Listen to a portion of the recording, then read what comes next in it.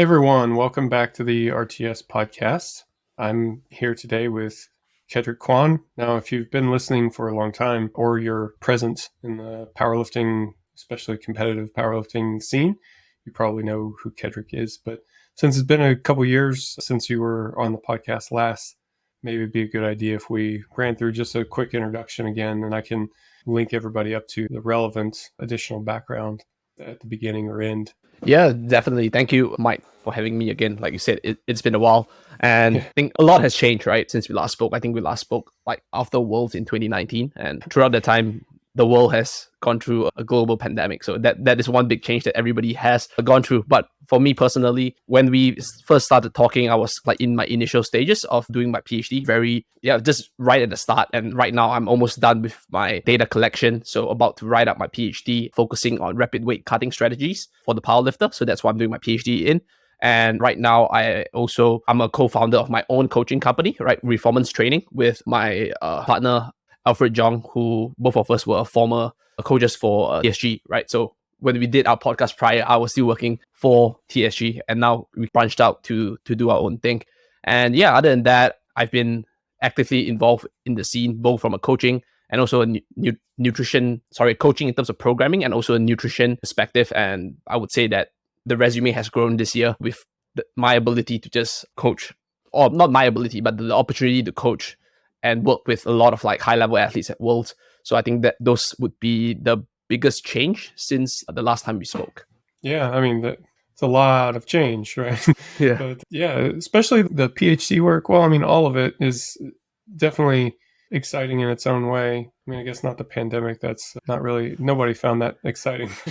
But yeah, the rest of it, I think, is all pretty exciting in its own way. And especially like the components about rapid weight cutting strategies. Maybe we'll get there. I know that you end up getting maybe dragged into conversations about it as putting it too harshly, but I know a lot of your conversations centered around that, which makes sense because that's a major focus of your study, right? But you and I have some pretty interesting conversations that range quite a bit further afield than rapid weight cutting. I mean, we do a Top Gun podcast, but maybe we'll save that for another day too. But in particular, you sent me a message, I guess it's been a couple weeks ago now, that I thought would be a good prompt to get us going. You said that you've been thinking about the concept and principle of specificity and how it's been erroneously applied to powerlifting training. So maybe to kind of get the ball rolling, can you go into a bit more detail on that? What is it that you're thinking about specificity, and how do lots of coaches get it wrong? Yeah, so I think the powerlifting literature is itself quite small, right? So if we like branch out slightly, would be the strength training literature in general, and then if we branch out even further, we have the athletic training literature, right? And when someone first opens like their typical PT course or NSCA, CSCS course, right? Textbook, they usually have the principle of specificity, alongside things like Henneman's principle of size, the SAID principle, things like this. And I think that principle of specificity is almost like a truism. It's just like, oh yeah, it's true in all circumstances. Like this, it's almost like gravity, right? When I was like thinking about it, I'm like, I mean, my coaching, the way I coach, right, a large chunk has been inspired by RTS. I remember, I mean, I told you this before, but in the heydays when I first started powerlifting, I was essentially looking at the first reactive training system manual, the one with the image is blue on the front with the hand gripping onto the bar, right? And I was like, man, this is really difficult, like book for me to read, right, back in the days. And now with further understanding, I really enjoy the concepts. And obviously you didn't just stay there. You didn't just stay in 2008 and 2009. You've further developed your training methodology with emerging strategies as the most like current development. And obviously looking at the way RTS does the training, I'm like, the coaches, I mean, I work with some of the athletes that like coach Mark Robb, he coaches Newton, and I obviously follow Newton's training because I do his nutrition. And I noticed that, Newton literally did a block of like safety bar squats, and and then he had pretty much an improvement in squat, or even it's not an improvement, it was not a detriment, right? So I'm like, okay, cool, there's something here. And I also noticed that, for example, Alexander Eriksson, he does like banded bench press, right? So not really specific, and then back in the days where if you do banded stuff, you're like West Side. And it's funny because the first critique on West Side was leveled by you back in the day when the JTS block was still a thing. And I remember, Mike T wrote this like critique of like the West Side method, right? Not specifically, you shouldn't use this, but just like the principles behind it. So I'm thinking like, okay, cool. RTS is like, their coaches do use a little bit more variations in their exercises. So it made me think, I'm like, they have success with their athletes. And if the principle of specificity holds true, then that kind of like be a contradiction. And then I thought back, how did we derive the principle of specificity, right? And it basically is from sport, right? They said, cool, if you engage in a certain sport, right, your training should mimic the range of motion that your sport will go through. For example, the most common example is partial range of motion squats for a basketball player. Why do they do that, right? Simply because you don't really squat all the way to the ground to execute a jump when you're playing basketball, okay? And from that perspective, it's also a cost to benefit ratio, because the cost of actually putting a basketball athlete through a full range of motion squat has a lower benefit than just doing the partial range of motion squat, right? Purely from loading perspective, simply due to the fact that definitely going through larger range of motion across multiple repetitions and across multiple sets could have higher energy demands.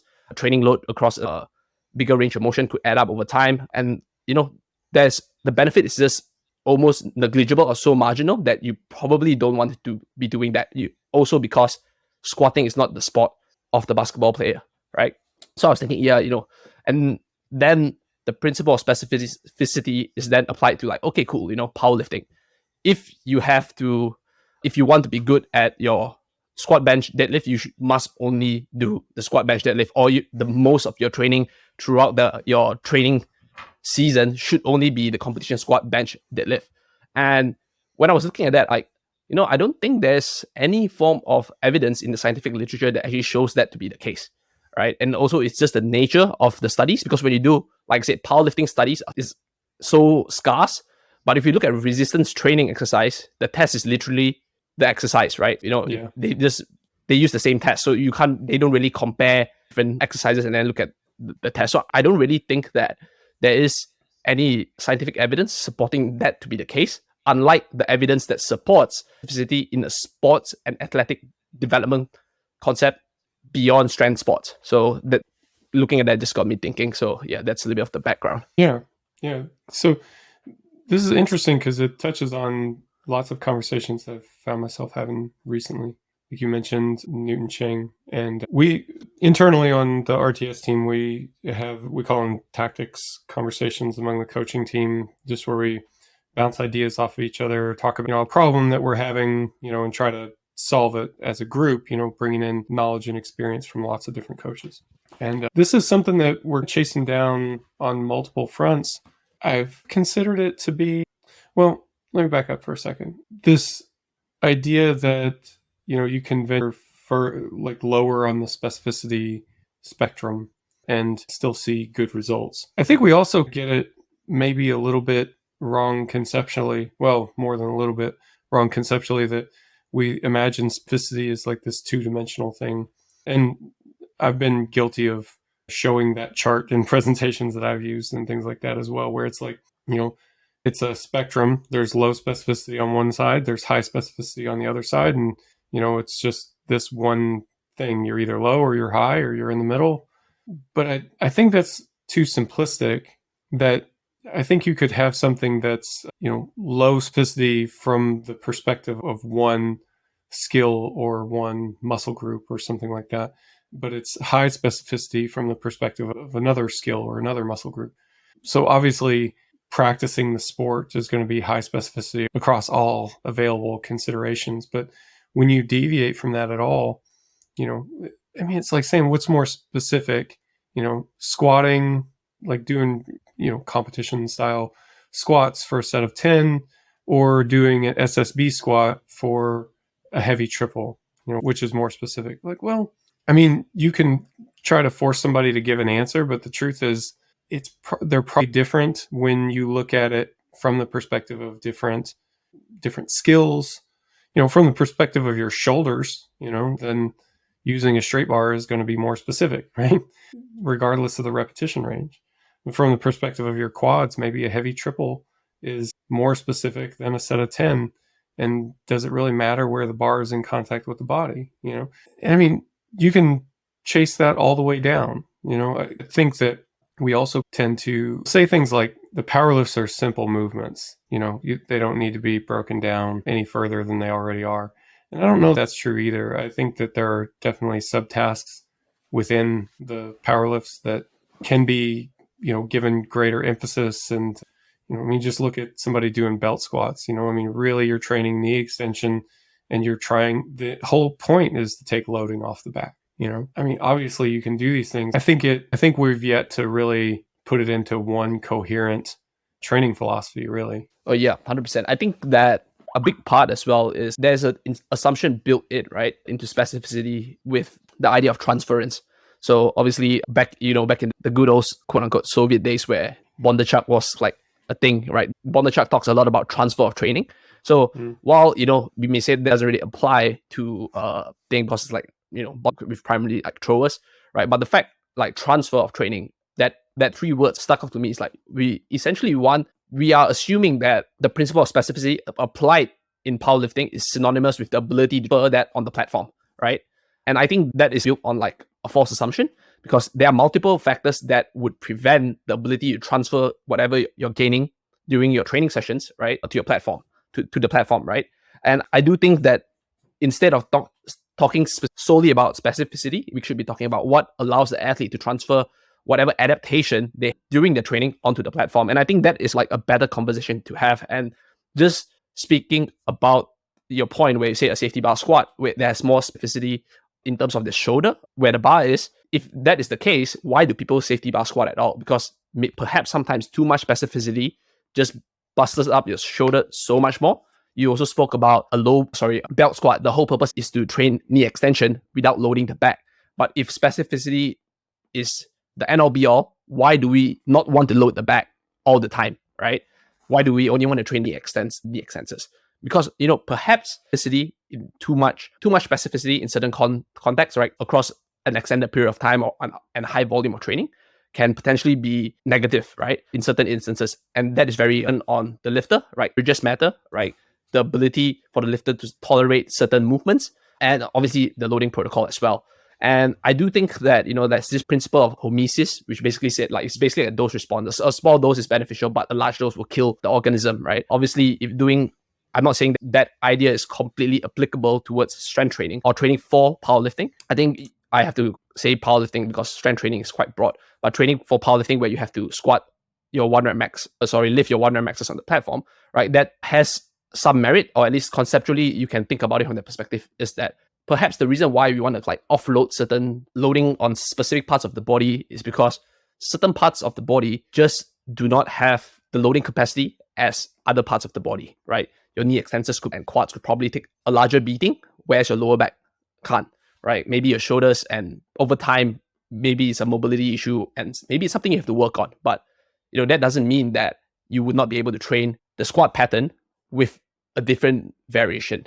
And with all of that factored in, right, we know that pain, right, whether there's a structural damage or not, pain does inhibit force production, right? So that itself would be that could actually affect the transference of training onto the platform if you are having some form of pain. So in that instance, would deviating away from the specific exercise lead to a better outcome on the platform if we can remove the roadblock that is preventing that transference, right? So I think in a vacuum, if you think that like if this person functions as a robot, has no pain or whatsoever, right? Perhaps applying only specific training protocols would work. But unfortunately, we are biological human beings, so that doesn't really apply. Yeah, for sure. I think you nailed it. The thing that we really care about is transfer. Bondarchuk talked a lot about that. And a lot of the emerging strategies ideas are ported over from his work and seek to look into, what's transferring the best. I think absolutely that's the thing that we care about more than specificity itself. I think specificity is supposed to be a lens through which to imagine transfer. It's supposed to work out that way. If you think about it from, like you said, in this magic sort of scenario where everything is perfect, then yeah, a more specific stimulus is going to load all applicable tissues and everything in exactly the way that they need to be loaded, in a way that's commensurate with what you're going to need on the platform. Except it doesn't really work like that in real life. Like one of my go-to examples with that lately has been the bench press, but really the deadlift as well. So to me, the squat seems like mostly a one-part movement. There's hip extension, knee extension, and the back should be pretty much static throughout the range of motion, but it all happens in one movement together. But the bench press and the deadlift are both kind of two-part movements. There's the initial drive phase, and then there's really a change in direction as you complete the lift. And I find that it needs separate attention. The bench is maybe my best example, because if you take somebody who's relatively untrained and you put them under a heavy bench press, they miss at the bottom almost always. Now you take that same person and you train them like a powerlifter for years. If you look at highly trained powerlifters, where do they tend to miss? Not on the bottom. They don't usually get stapled. It usually comes off the chest a bit, even into the mid-range. I would say mid-range is a more common place for trained powerlifters to miss. My hypothesis is that you end up doing lots and lots of, frankly, sub-max benching. So what happens is that you get a really great training stimulus for force production off the bottom, but not such a great training stimulus for locking out, which is interesting because raw powerlifter, I was just talking to somebody at the gym today. The raw powerlifters kind of eschew bands and chains, but if I think about it, if you're a trained powerlifter training your bench press, that's probably the part that you struggle with the most. And it's also probably the part that's underloaded the most by just straight weight submax volume work, So I think that kind of touches on another idea that I hear more commonly these days, is that powerlifting training is essentially bodybuilding, like a very specific bodybuilding plus technique work. And I don't agree with that either. I think it's not like way off. It's not terribly wrong, but I would say it's oversimplified. I think they're on the right track, but it's missing some key components. Yep.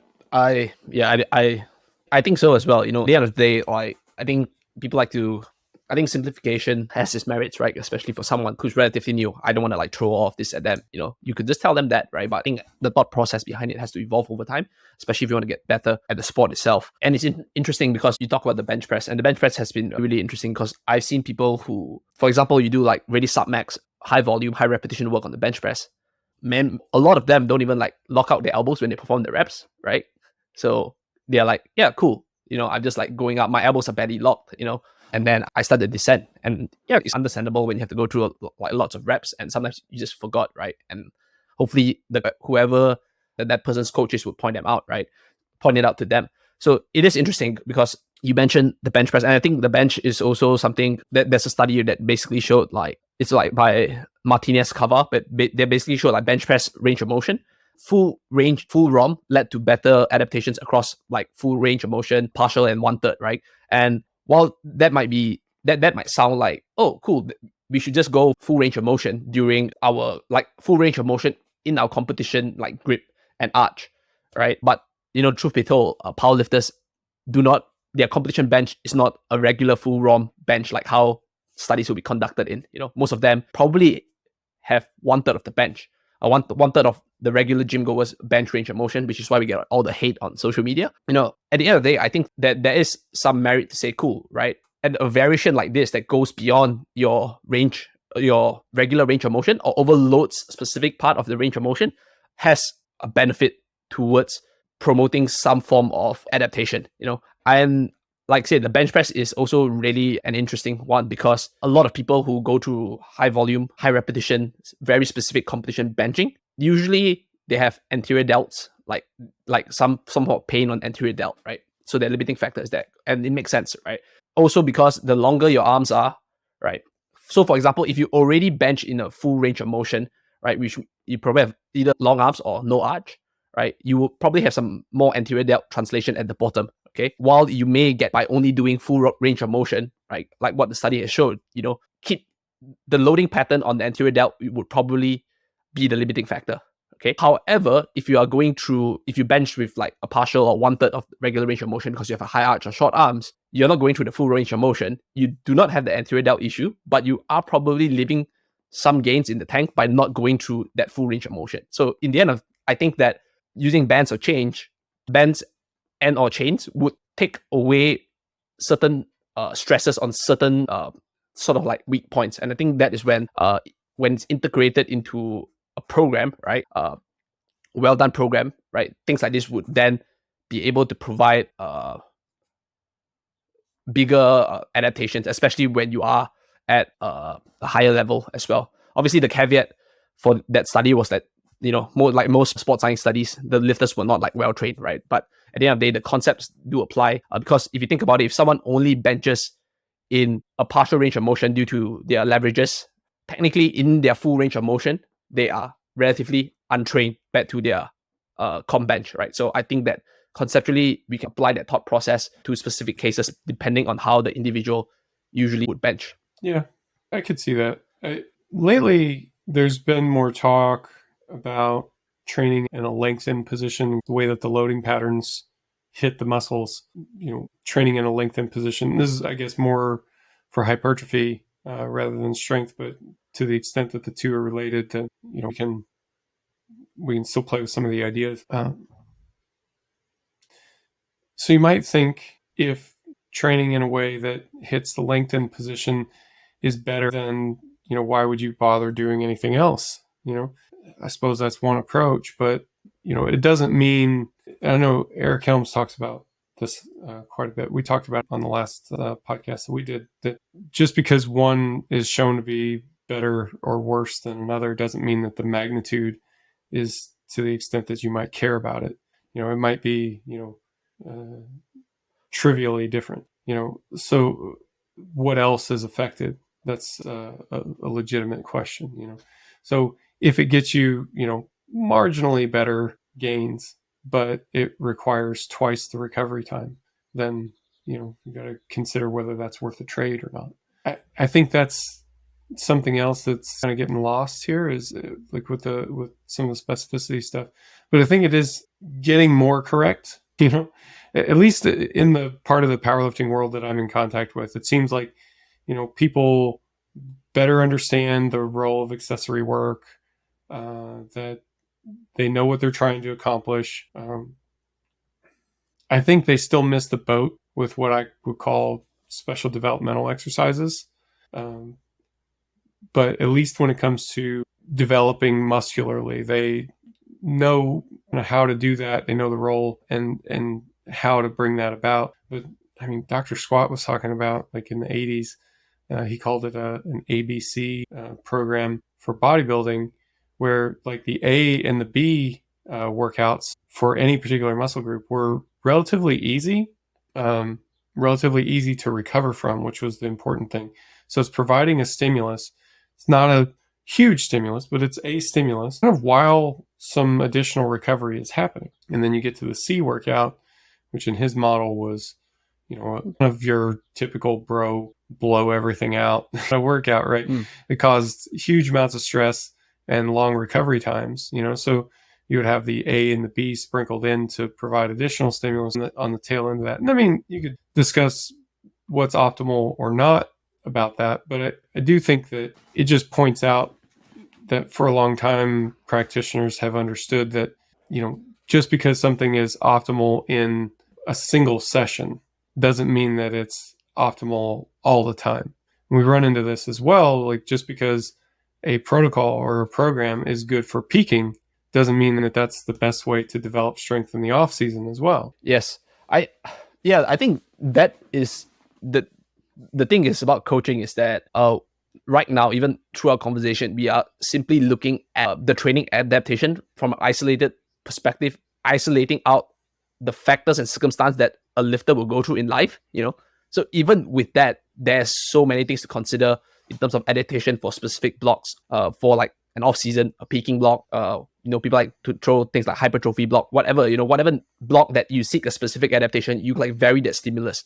Assuming that one thing applies across the board, I think is a far stretch and oversimplified and potentially, I would say it's like at worst non-creative and lazy. But not saying to complicate things as well. However, when you also factors like the environment, what if this person does not have access to this, right? And what if for a period of time, the lifter only has can go to the gym X amount of times, or maybe because of like I know a lifter who the closest gym that has powerlifting specific equipment is like an hour away, right? And the closest the one that's 5 minutes, yeah, subpar equipment, right? Would you and let's just say this lifter can only travel to the gym an hour away, which means a total of 2 hour commute once a week, right?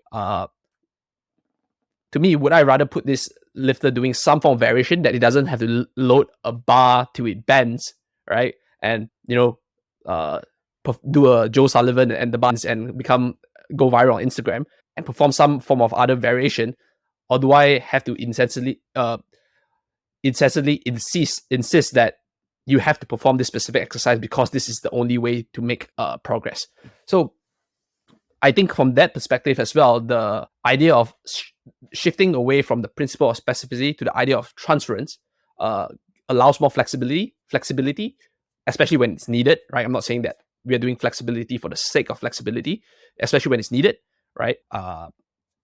You're not, and you also could probably have a bigger like buy-in from the athletes saying that you still can make progress doing this. You don't have, there's not only this singular way to achieve your goals, right? And when you can make it to the gym, right, for example, then we'll move toward the specific exercise. But if you don't, right, by all means, right, let's find creative ways to achieve a similar goal. And Yeah. I do think that, and throughout the life cycle of someone you coach, you have to get creative.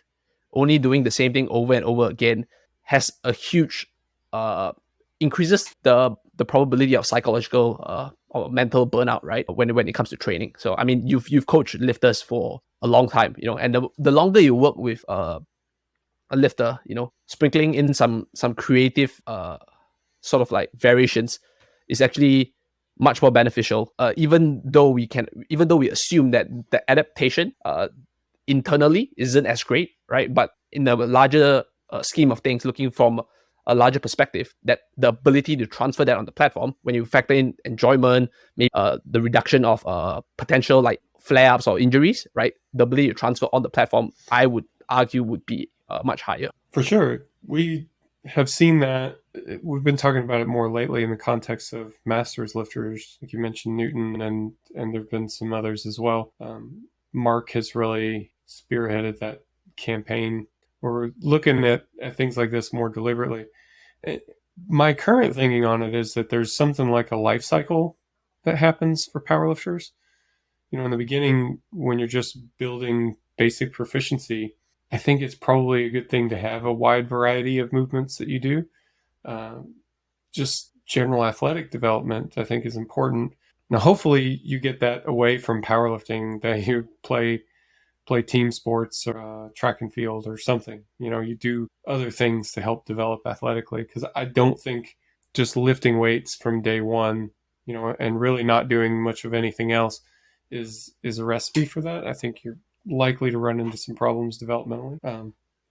But then as you keep going, especially when you get into the intermediate stages of powerlifting, I think there certainly seems to be big benefits to doing what would traditionally be termed as more specific training. I know I turned a big corner for myself when I started doing more specific training. Like I was doing, this is going, back to like the early 2000s. And, I was doing a lot of, accessory work, isolation movements and machine work and things like that. And, it just didn't seem to be getting much of anywhere. And when I took out all that stuff and started doing like heavy stiff leg deadlifts and, basically stuff that was more specific and loaded heavier, I started seeing lots of progress, and I think that's a common experience for intermediate lifters. And I think a lot of us stop there, in part, I think it's a bias toward training difficulty, that if doing things that are more difficult got me progress, then, I can't go back to doing things that are easier. although that's not necessarily what I'm recommending. But I do think, like, once you really, it's not even just advanced stages, but you've been doing this, your time in the sport, in the gym, can be measured in decades. I think at that point, it's probably time to reduce specificity again, you know? And at that point, it's a different flavor. It seems almost more like it's avoiding things that are irritating as much as it is anything else. But there's also maybe some conversation to be had about the balance argument. It's somewhat fallacious to say that the body's it wants to be in balance, it wants to develop in balance. So, I mean, what does any of this even mean? But I do think there's something to like training sensitivity, and if you've been doing squats the same way and basically hammering away on squats block after block, year after year for 15 years, maybe giving that a break is the most novel thing that you can do, and providing a novel stimulus might shake things up a bit. That's certainly what we seem to be noticing. So anyway, it's a bit of a ramble, but what do you think about that? Yeah, I agree. And the way I see it, and when you mention like life cycle, I think of it as like a bell curve, right? So you have the flat ends at the side, and then you have the steep peak in the center, right? So obviously we look at it from a perspective of specificity, and obviously the both ends are of like low specificity. And we know in like the literature does show that some prior non-specific work before you start specific work helps, right? Especially in younger lifters, from a sports development concept. Really, I mean, this is kind of like hammered home, where for younger athletes, right? Just like, just play a multitude of sports, right? Long-term athletic development, right? And then like get a bit more specific when you realize that you're good at the sport. Okay, but I think from a perspective of like powerlifting training as well, if you look at it, right, a lot of the lifters, I'm not saying that people who do not have a sporting background cannot be successful, right? Or whether if it's even a selection bias, right? Because people who are in a sporting background, previously have a sporting background, do want to maintain some form of like competitiveness, and then they decide to go into powerlifting, right? So I'm not excluding the fact that there might be an availability bias there, but they do go through a non-specific phase, and then perhaps that increases their ability to have a phase of like really specific training, right, for a period of time. And let's say they achieve the peak, right? The peak of like their training volume, their strength. You could be squatting 300 over kilos, right? There will be a point where you can no longer increase that peak, because whether that is a time limitation, right? You only have X amount of hours you can train in a week. Whether that's a load tolerance limitation, right, of doing the same specific movement in that same range of motion, right? Or whether it's just simply due to the fact that you've been just doing it for years on end. There will be a point where to continue to drive adaptation, I feel that you would probably have to start going down the specificity spectrum, because if you look at a bell curve, maybe this tail might not be exactly the same level as the previous tail, right? I'm not saying you have to go back to a place where you're doing variation, but going down, like you said, might just be a completely novel stimulus. And perhaps if you continue training, right, maybe when you're like you reach the age of being a master's, right, you may actually have to just go back to like completely non-specific work for most of your training, and only do specific work when it counts, right? Because like you said, the ability for someone to go, what doesn't irritate you, is going to be an important factor when you start facing those issues that pop up. And like I said, and we do know that the thing with specificity is we look at specificity from a point of adaptation. We talk about adaptation, and then transference is the ability to transfer the adaptation. And we think that specificity only causes strength adaptation, but it causes tissue adaptation, and basically the load on the same spot all over and over again, right? It causes specific parts of your body to adapt a certain way. I think literature in the powerlifting literature actually show that certain powerlifters have certain characteristics, right, where they have different range of motion from general population. If I'm not mistaken, they have their hip extension not that great, right? For example, and I don't think that is a causal factor that led to their powerlifting success. It's more of like the successful powerlifters perform that kind of movement so frequently that their body adapts to it, right? For myself, I'm not the strongest lifter, but I tend to be better at the deadlift because I do have longer arms and I do pull with a slightly rounded upper back, right? And due to the nature of my job as well, that puts me on the desk most of the time. I do sit with a slightly rounded back, and that really is a pain in the bum when I try to create an arch because I arch really hard and I literally have no arch at all. So, and this is what may be beneficial for my deadlift, right? And obviously, because I'm stronger in the deadlift, I like training the deadlift more. People like to do what they're good at. That creates an adaptation for me to essentially my default position is in a slight upper back roundness, and I think that is the same with powerlifters as well, right? So a specific adaptation that can, and the injury sites for powerlifting are also like very very specific due to like this a certain shape their body takes over time across the loading patterns. So perhaps moving away from that loading patterns that creates that irritation by using non-specific exercises could actually allow you to prolong training, and not only allow you to prolong training, but I think that in the initial stages as well, prevent you from adapting into that specific position too quickly, because obviously you're varying things up. And I can see the someone might say, oh, but what if you're putting gains on the you're leaving kilos on the tank because you're not being the strongest you can be. But I think that's begging the question, because you're assuming that specificity through high volumes of training is the best way to develop maximal strength, which I don't think it is. So if you're saying that, you can just kind of like begging the question to begin with. Yeah. It wouldn't be clear to me that that's the case either. You know, definitely see people in the prime of their career who do better when we reduce the loading or, you know, change the loading in some way. So, you know, more is definitely more volume, especially, is not be all end all that I see when it comes to training these qualities. Yeah, it's also interesting because there's this like study done by, I think it's Fonseca and colleagues.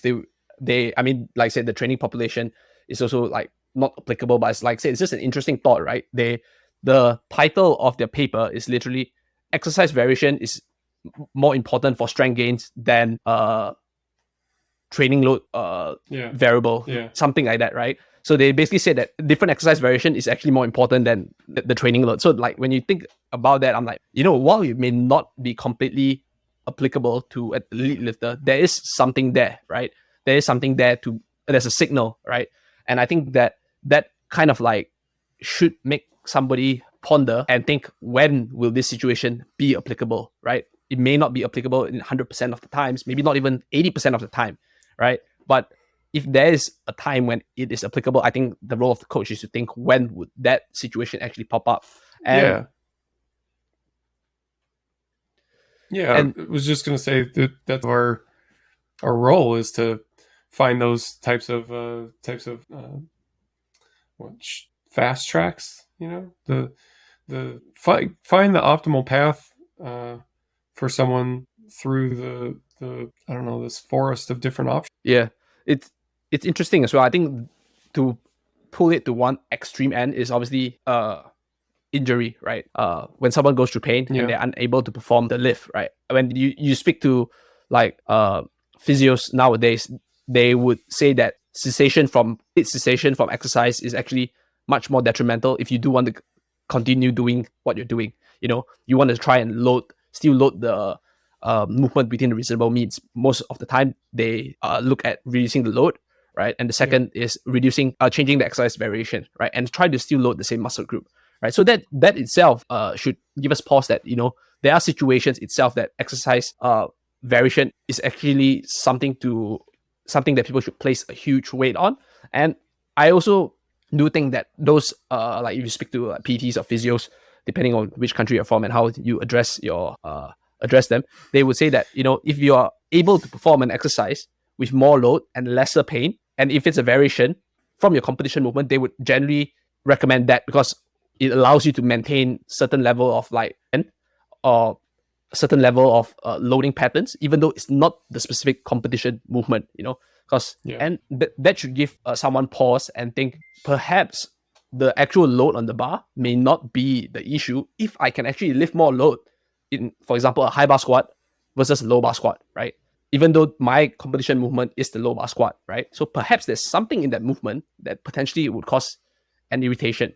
And what led to this irritation might be a host of factors, but could it be I've just been doing the same movement and over and over and over again, right? And perhaps to not even reach the state where you have to completely not low bar squat for a time being, why don't just vary it from time to time, Yeah. Because at the end of the day, the stronger lifter, all things being equal, right? We have to put that in. All things being equal, is the lifter that would be able to make the most progress consistently without getting hurt. So spoke to Eric, and Eric essentially just tells me this, right? When I started coaching Bryce, I just told myself the way to make Bryce strong is to not hurt Bryce. So Yeah. and then Bryce would Step be one, strong. right? Yeah, and that essentially would be something that I think people really have to consider. And it's funny because when we talk, I think people look at specificity on the spectrum, like you said earlier, where, hey, it's either highly non-specific, like, oh, if I want to improve my powerlifting, I should go play basketball, or like you only have to do the competition movement over high frequencies and high volume. But the for most of the coaches out there, right, it's always a fine balance of when to be a little bit more specific than the other, incorporating some form of variations from time to time. And I also think that the studies actually in the scientific literature does support this as well. There's quite an interesting study where they showed that once again, this group of people, because of the nature of the study, they didn't train for 6 months, right? Essentially, they were doing 12 total repetitions, right? So they had 3 groups.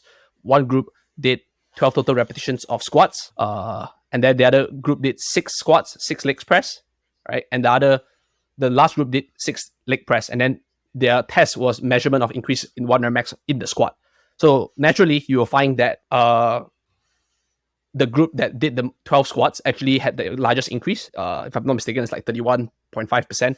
And then the group that did 6 squats, 6 leg press had the second most increase, which is 19.8%.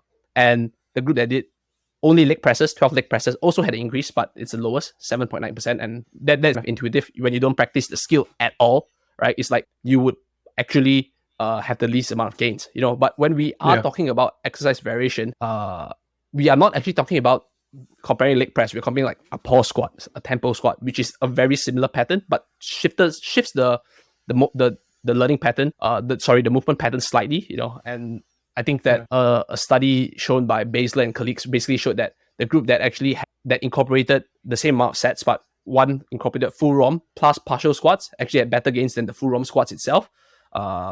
And an interesting study, it's a pilot study by the great deadlift legend Brad Gillingham. Essentially did only full range of motion deadlifts, and the second intervention was full range of motion plus partial.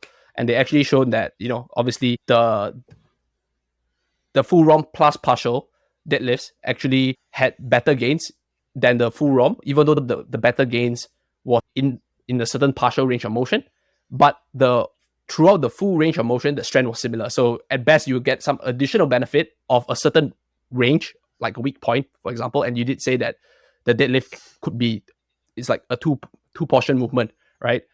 So that could itself be an advantage. Or at worst, you are performing a variation that potentially may prevent overload, and you're still not losing any strength throughout the full range of motion. And Brad Gillingham, if I'm not mistaken, deadlifted 800 pounds in competition more than anybody else in this world. Yeah. I don't want to appeal too much to authority, but people always say, this they do studies, they can't lift weights. Might be applicable to some people, but you can't say that about Brad Gillingham, especially if the study is a deadlift study. Yeah. And apparently that's how he used to train when he deadlift his best. Yeah. And essentially it's applying the scientific rigor to quote unquote your gym training. So that I find that like really interesting. Yeah, for sure. I think you touched on something. What do I want to say? Gosh. Oh crap! I lost it. So you were talking about about the studies, and it was before you touched on Brad Gillingham's study. It's like the partial range of motion squat study, partial plus full range of motion. Yeah. Yep.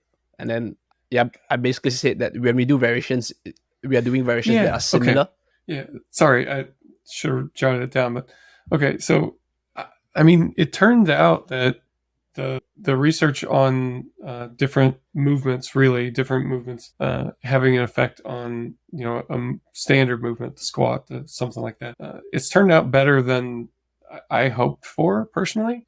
I've thought for a long time about like how might you conduct research in this area if you wanted to, and it always seemed what fraught to me that I'm thinking like, well, when I write training for someone, I'm looking at where's their weak points, where's their weak point, and what do they need to do to address that. So for someone I might prescribe pause squats, and for someone else they might get pin squats or SSB squats or something like that, right? Different tools for different jobs. And I thought, like, how would you begin to tease that apart in research? Because I assumed that if you had two groups, one only did squats and the other did squats and pause squats, that the simple specificity would win out. But it seems like that's maybe not the case to begin with.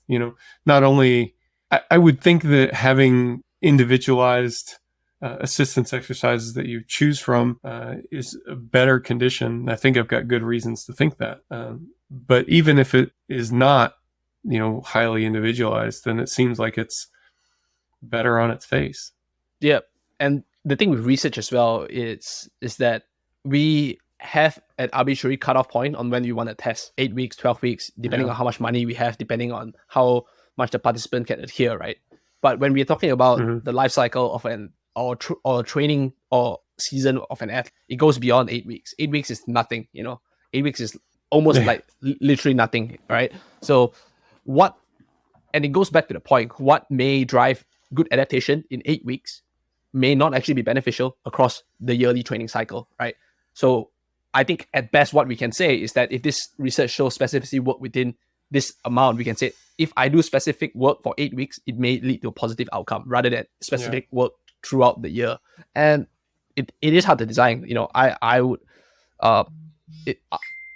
even argue, because they said that all these studies, that showed that a combination of like partial range of motion, full range of motion, which conceptually is exercise variations, right, and a larger umbrella, basically allow similar loading and allow similar motor learning. You still have the same motor learning patterns, whereas a leg press and a squat is quite different.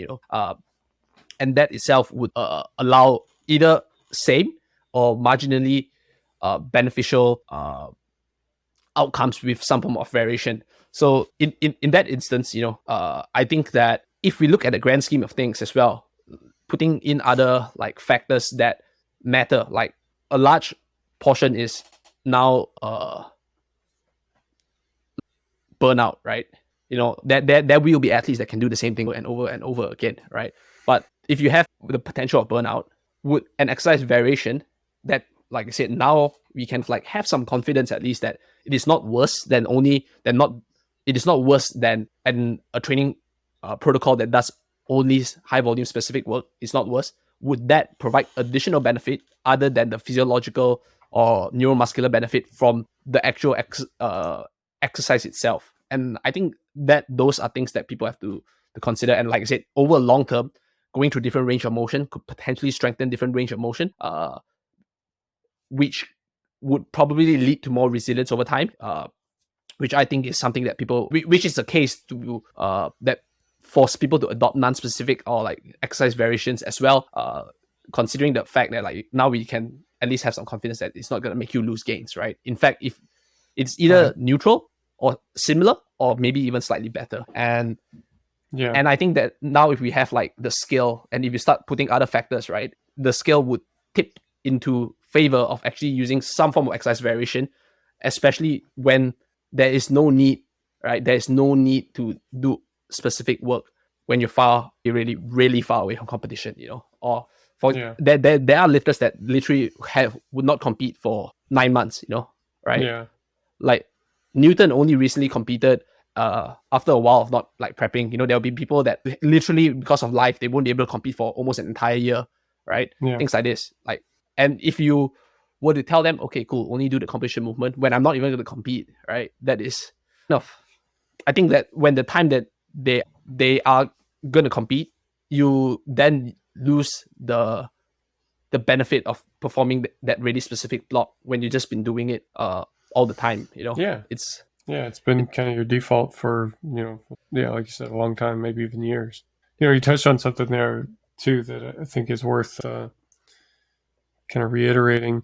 This maybe isn't the main reason why you would want to choose to do something like this, but certainly a contributing factor is what you're talking about with injury and identity. That if you do happen to suffer a significant injury, then it can be difficult for a lot of athletes to cope with. It can cause some athletes to want to leave the sport entirely.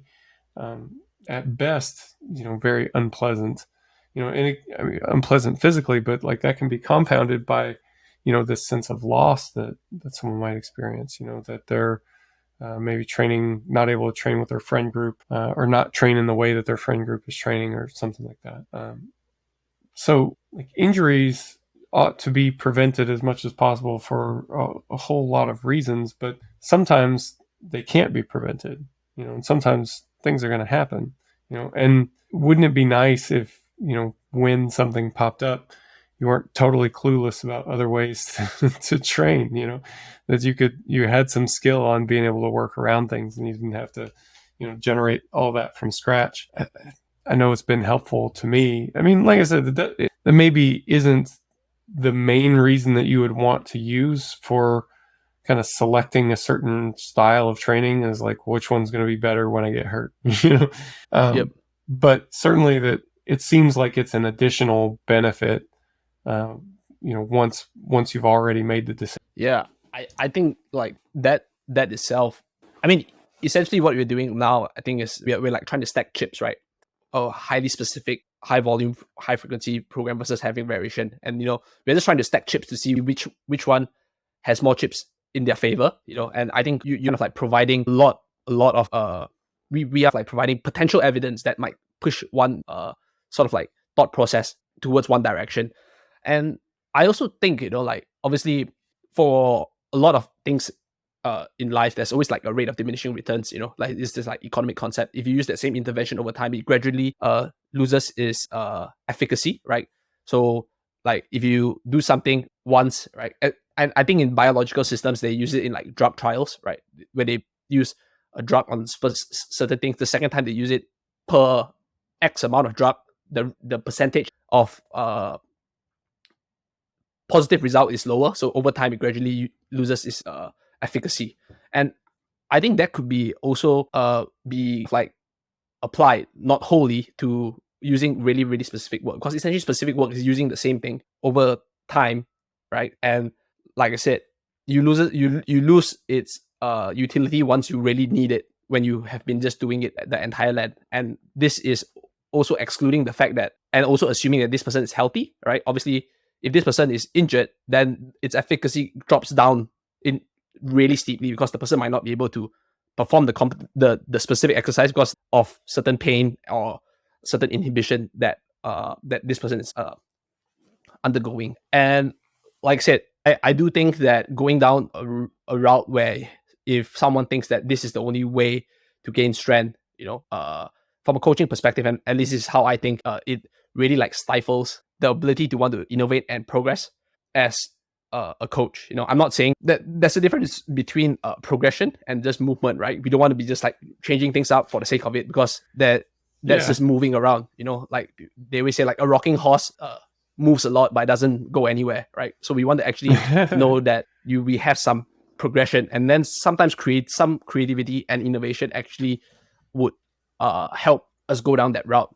And I think that at the end of the day, the one thing I've like admired with looking at the progression of RTS, being from someone who was basically like, oh wow, this RTS manual, it's like hard to understand, and now actually having a conversation like this with you, I mean, like, you've definitely had that progression in thought over time, right? And I think whether it's one method or not, the downside of having a specific method all the time is, by definition, you don't change because it's specific all the time. But right, yeah, if you have variability, by definition, even though that change is not useful, you are changing because you're having variability. And the law of large numbers, perhaps if you have 1,000 change, 1 or 2 change would actually be good. So if you look from a probability point of view, the person that adheres to only one model all the time, always, versus someone who just randomly change stuff for the sake of it. The one that will find something that's potentially more useful in the future is actually more probable with the person that's changing, because by definition, if you're not changing anything, you won't find anything. Yeah, exactly. If you don't, you have to explore. You have to look around for something that's going to be more effective. Yeah. That's always a bit of a balancing act as well. It's like navigating the tension between exploring new territory and then capitalizing on what you have learned. I mean, I don't think there's anything approaching a formula to it, but just to be thoughtful about both ends of that spectrum and spend time on both. We've definitely had lifters who train and compete back to back a lot, and when they do that, they can miss out. You kind of end up in this pattern where you go, your tier 2 block, your tier 1 block, and then compete. Your tier 2 block, your tier 1 block, and then compete. And then after a while, tier 2 and tier 1 don't work like they used to, and you haven't explored any new territory at all, and they're probably getting bored and dropping training satisfaction because it starts to feel like the same thing over and over. And I mean, we can tolerate some of that. It's a lot easier to tolerate when you feel like you're progressing, though. And, if it's block after block of kind of the same thing, then I do think that gets pretty difficult for most powerlifters to cope with. Yeah, I think that is the case as well. And even not just now, we're talking about like, psychological impacts, right? And even if we go back to the injury literature, right, we know that your it used to be the biomechanical model of injury. Now went to a more biopsychosocial. That psychological impact actually plays a role, right? And which is why loading a similar movement pattern but not the same movement pattern may provide a benefit, because it desensitizes you to the pain, right? And because you're performing something different, you don't have that thought in the back of your head, oh, if I do this, I'm going to get myself hurt, right? And sometimes that might actually be the case, even though that doesn't stem from structural injury. It's just a nocebo, right? Because you're just so sensitive to pain.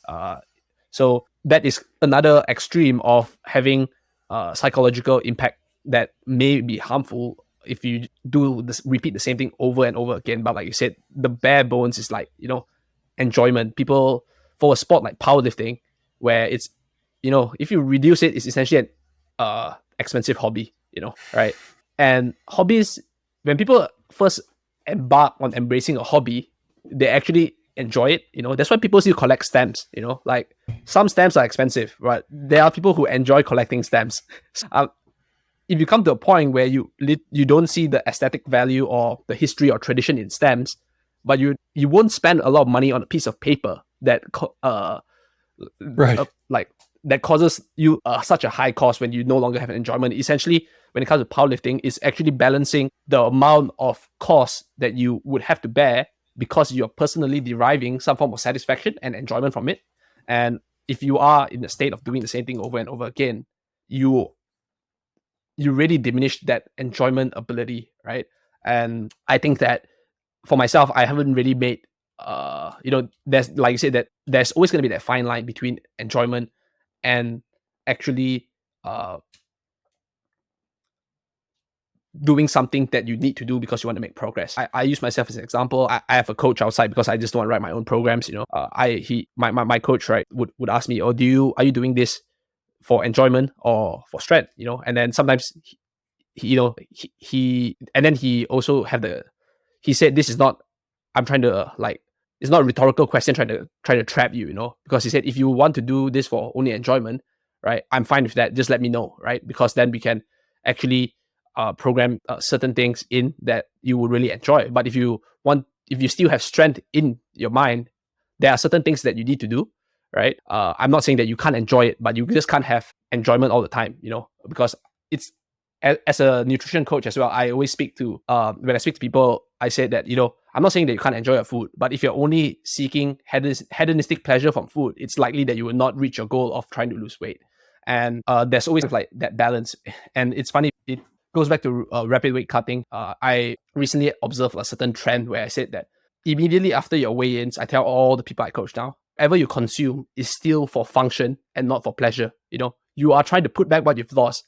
Don't go and eat your pizza straight away, because in their head is that I have deprived myself so much especially if they have to cut really hard last minute, which a lot of powerlifters do undergo. I've deprived myself so hard for the past 4 to 6 weeks. After I weigh in, I'm just gonna eat everything, and I'm just gonna go full on hedonistic enjoyment. But I tell them, just put it away until your last deadlift touches the platform. After that, you can eat whatever you want. At that point, Sure. I don't really care anymore. Yeah, I agree with you on that as well. I think the powerlifting world has leveled up. It's dealing with weight cutting and weight cutting strategies a lot over the last several years. It seems like the baseline level of knowledge has improved, which is a good thing. You definitely still see some errors. People not. I suppose the seriousness with which you take the recomp period depends on the seriousness with which you took the weight cut period. If you Yep. did a little bit, but essentially added up to nothing, then the recomp is maybe not that essential. But I don't know. At the same time, like, to me, that's also part of the fun of competing, is to take it seriously and see what you can do to maximize your results on that day. Yeah, 100%. I mean, the irony of it is that the people that cut the hardest also go through the largest deprivation of their daily pleasures in life. So, which is why they want to quickly embrace it after the cut. Whereas someone who, basically just weigh in as normal, they're like, oh yeah, whatever, I've just been doing things as normal. So they don't really have to think about it, right? It is kind of like the irony, the people who need to take their recomp the most seriously also will potentially face the largest mental barrier, whether that's out of their own desire for food, or maybe their lack of knowledge for recomposition. Whereas this person that weighs, they can just basically wake up and quote unquote have breakfast before their training session, and they will still be fine. And I think that looking at enjoyment from like a perspective, from powerlifting training perspective as well, and like trying to apply that concept back to training, it's quite similar. If you've just been almost like depriving yourself so hard, right, of doing things that you enjoy doing training, the far end of it is completely not doing it at all. But like you said, if you don't actually need to go through that deprivation, you probably would have a longer career and actually have a better taste of training in general, right? And obviously being injured would once again push training more towards a negative light than a positive light, and if that injuries keep happening and over again, right, then not many people can likely come back from being injured time and time again. There would be some people that could, especially it definitely takes a toll on you. 100%. Like I don't even live competitively, and sometimes when I'm like, man, why, like, is this part of my body pain all the time? I'm like, yeah. And sometimes when I look at it properly, it's like, yeah, it's probably not training, because I don't even train that hard anymore. So there's probably outside factors. So I don't like let that taint how I see my training. But not everybody would be able to like brush it off, especially if you want to be competitive. Like for me, I don't really mind. I don't plan to compete anytime soon, right? So I just go through the training process. I mean, for yourself as well, you recently in the recent years came back to the platform, but prior to that, right, you were like front squatting most of the time. I'm like, yeah, if I don't plan to compete, right, like the impact of not doing certain movement is way less, and then you can just push a different movement because there's no weight on that. But for competitive lifters, there's a huge weight on being competitive, and I think our role as coaches is to figure out how can we actually allow that person to be competitive for as long as they can. And sometimes it's just enjoyment, not getting injured, right, and making progress. And like I said, now that I think that I wouldn't say it's a nail in the coffin that to say that high volume, high frequency specific exercises are not superior, but we know that there are other ways to do it as well, right? We can say that perhaps with all of this considered, let's try to like broaden our horizons for training. And I think that also, like, I don't think that there is like evidence that shows that high volume, high specificity is superior, but I think on the contrary that there is some evidence that show that some form of exercise variability may be superior. And that's why I'm not saying it's a nail in the coffin, because it may be weak evidence, but weak evidence is still slightly better than no evidence, right? So at least that's like how I see this. And I think that essentially, I think this conversation between you and I would just basically tell people, if something doesn't work, you have a choice to try to do something else, and Yeah. if you enjoy and if you enjoy something, right, and you really enjoy doing it, you don't have to think that I have to sacrifice all my enjoyment for gains. I'm not sacrificing one unit of enjoyment for 1 unit of gains. I don't think it works that way. Right. It's more and it like goes in tandem. Yeah. I agree. So I'll make this my last question for you, and then we can wrap things up. But so, kind of in light of all this, do you do anything differently now? Like, how do you? I don't know if this is the best framing of the question, but I'm struggling to think of a better one.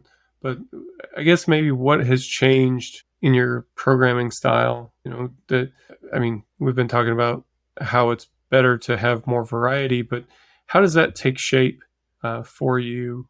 Like, how often do you tend to find yourself training the competition lift or programming the competition lift, and then the distribution of the other work throughout the week? Like, how does that typically look? Yeah. The best answer to always say it depends, but I know that's unsatisfying to everyone out there. So I'll try to like elucidate like. You have some tendencies, right? Like coaches, like I tend to write training that's 4 days a week. I tend to program, full body sessions.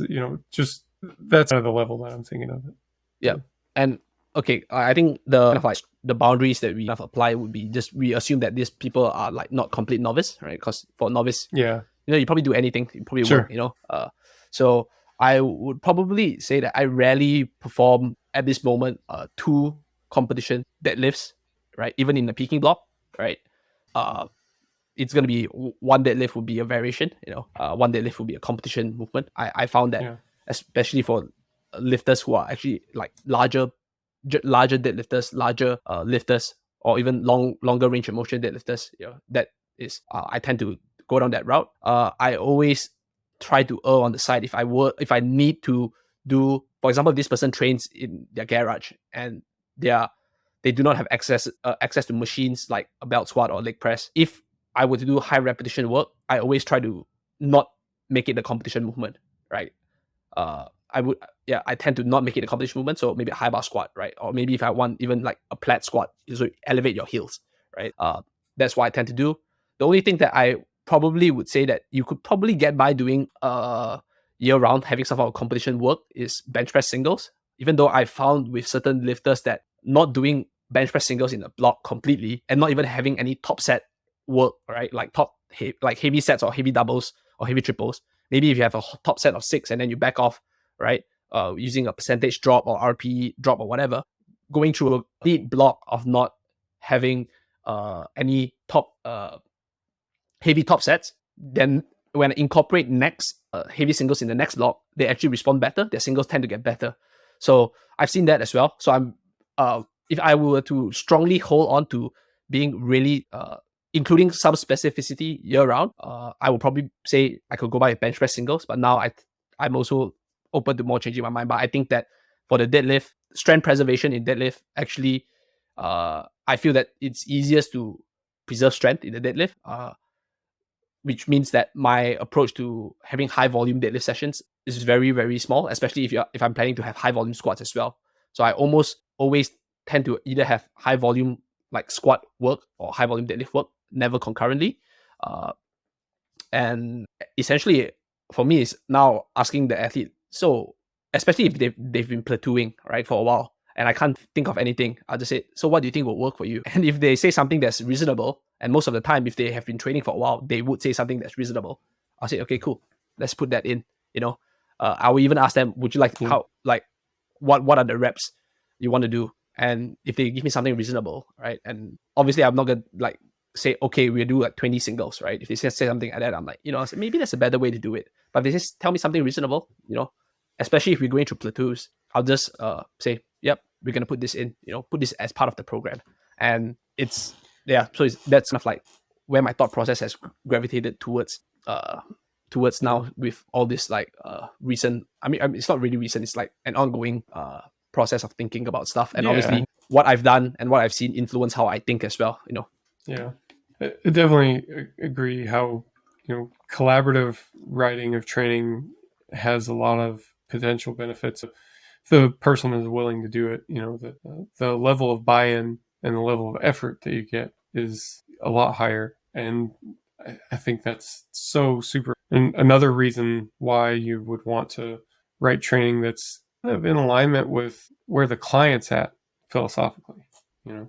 And then the other thing is training satisfaction. Not necessarily enjoyment or fun, not exactly, but there's there is some of this satisfying component to training when things are going well, and I suspect that training satisfaction is probably the metric to care about.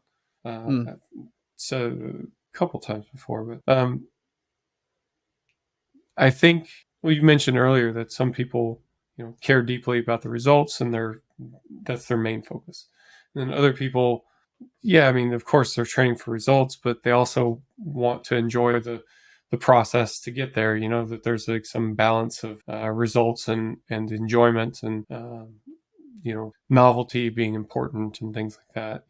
I think everybody has a mix there, and we don't often even know what that is in like linguistic terms, but it exists. And I think that is appropriately captured through the concept of training satisfaction. So, like, Completely, I completely agree. I think that like there's this self-determination theory that basically says like autonomy, competence, and relatedness are like important components, right? And I think that the collaborative effort that you mentioned allows that autonomy with the athlete, because now you're saying I'm basically saying putting what you think is good into your program, and in a way you're saying that there is some autonomy in there, and I think the yeah, athlete would also be like, yeah, if I tell my coach this and he actually takes me seriously, which I think all coaches should, right, to an extent, I'm gonna do this well, right? I'm gonna like try and prove it to him that this could potentially work, right? There's always that yeah, at the back of your head, and that whole process as well. I think it doesn't happen like in a vacuum where they just like, oh yeah, I'm just trying to derive itself, because there's this like philosophical thought called the pleasure machine, where you people basically say that if you can hook somebody up to a pleasure machine and give them all the pleasures in life, but they know that they are just on the machine, versus someone who go through the highs and lows and still derive overall slightly lesser pleasure than the pleasure machine, most people will actually choose not to be in the pleasure machine, right? So I mean, yeah, that like go against the sake the theory that humans are just purely hedonistic creatures. So while our desires do drive us to a certain extent, we still want to have a say in how we actually get those derive our satisfaction from. And I think that autonomy and involving the athlete would often facilitate that, and it also helps build a better coach athlete relationship with the people. I'm not just telling you what to do.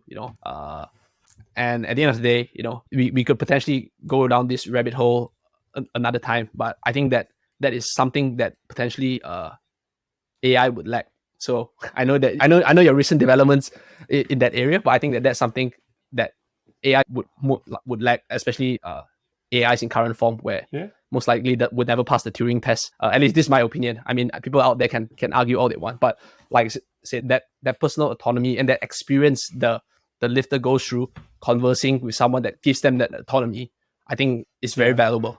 yeah, yeah. I mean, man, there's a lot there, but yeah, I think you're right, man. I think you're right. That's a lot of ground to cover here, and even more to come. So let's perhaps finish this up for now, and then maybe we'll have you have to come back. Hopefully, it won't be another 3 years, but we'll come Yeah. back and we'll talk about AI systems and anything else that comes to mind. Man, I really enjoyed talking to you. Really enjoyed getting your thoughts on training and related topics. So, performance training. Yep.